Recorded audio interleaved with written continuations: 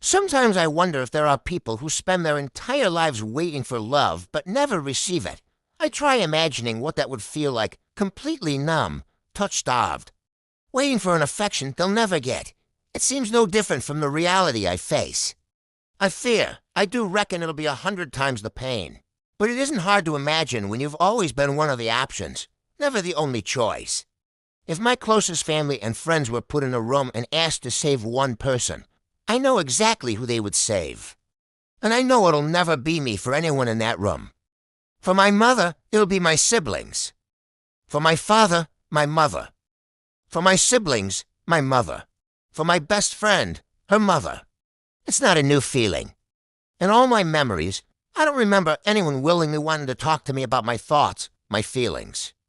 So I stopped talking about me. They take this silence as being a listener, an observer, an unpaid therapist, even.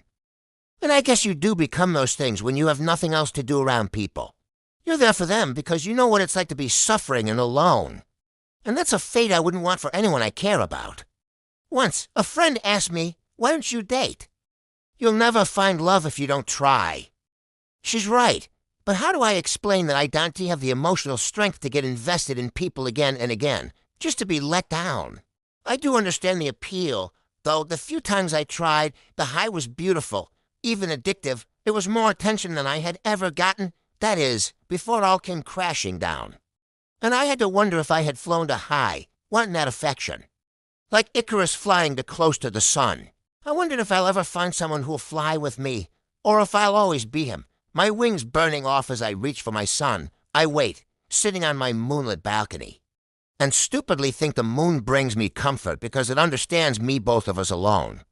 Surrounded by darkness, but then I realized, even the moon has Earth as its companion. It's surrounded by 1 billion stars, the center of attention for billions of humans. Maybe I like the moon because I wish to be a bit more like it, so I sat there, thinking that the only lone thing in existence must be me. A foolish thought.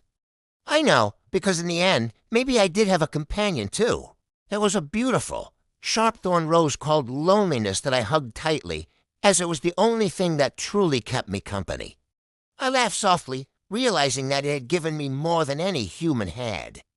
More company, more peace, more growth. And I knew then, the loneliness I so despised loved me more than any human ever could. And suddenly, I was grateful. Even for that. If you've ever felt this way, please know you're not truly alone. Support is available, and reaching out is a sign of incredible strength. Take care, and thanks for listening.